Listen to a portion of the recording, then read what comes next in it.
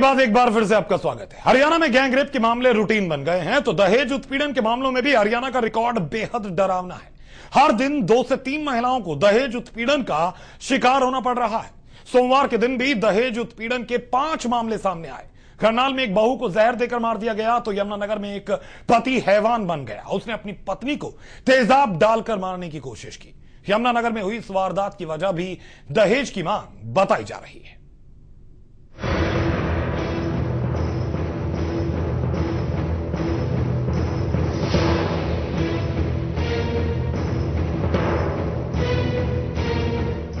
हरियाणा में बढ़ा दहेज उत्पीड़न।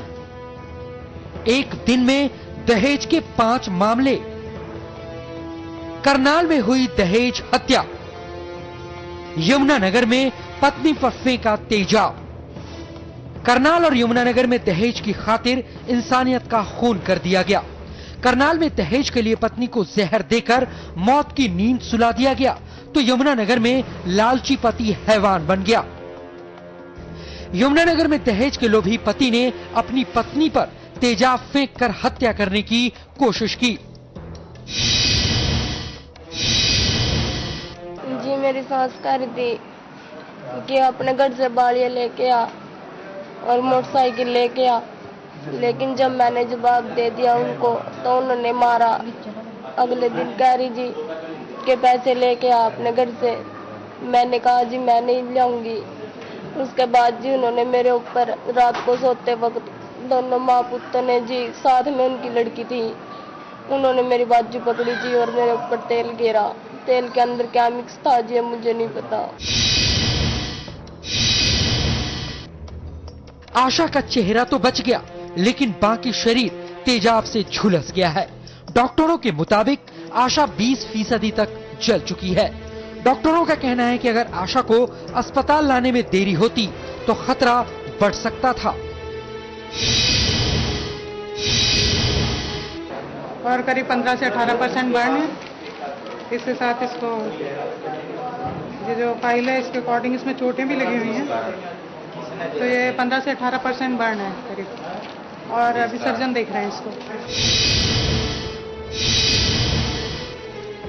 आशा की शादी 8 महीने पहले नए गांव के नरेश के साथ हुई थी। शादी के वक्त परिजनों ने अपनी हैसियत के हिसाब से दहेज भी दिया था, लेकिन शादी के बाद से ही ससुराल वाले उसे दहेज को लेकर तंग कर रहे थे। उसके साथ मामूली बातों पर मारपीट भी की जाती थी। इसके ससुराल वाले जी इसको दहेज के लिए परेशान करते हैं। अभी 10-15 दिन पहले पंचायत हुई थी गाँव में, उन्होंने पहले भी इसको मारा जी, तो हमने पंचायत में सरपंच के थ्रू लड़की को दोबारा भेज दिया था जी। उसके बाद जी इन्होंने दोबारा फिर इसको मारा जी बहुत बुरी तरह। ये देख लो जी इसकी हालत, तेजाब गिरा जी, मिट्टी का तेल में डाल के जी। पुलिस ने आशा के बयान पर आरोपी ससुराल वालों के खिलाफ कई गंभीर धाराओं के तहत मामला दर्ज किया है। ऐसा अभी लड़की के बयान लिए गए हैं और उसने जो बताया है कि मिट्टी के तेल में कुछ केमिकल डाल के तेजाब वगैरह वो गिराया गया है। बयान हासिल किए गए हैं, कार्रवाई अमल में लाई जा रही है। तस्दीक में आगे जैसे जैसे तफ्तीश में आएगा उसके साथ कार्रवाई होगी। इधर करनाल में दहेज का मामला बेहद गंभीर है। करनाल के जबाला गांव की रहने वाली मीनाक्षी की शादी करीब 10 महीने पहले कैमला गांव में हुई थी, लेकिन शादी के कुछ दिन बाद ही एक एक करके मीनाक्षी की खुशियां दहेज की बलि चढ़ती गई। इसी के चलते मीनाक्षी के ससुराल वालों ने उसे जहर देकर सदा के लिए मौत की नींद सुला दिया।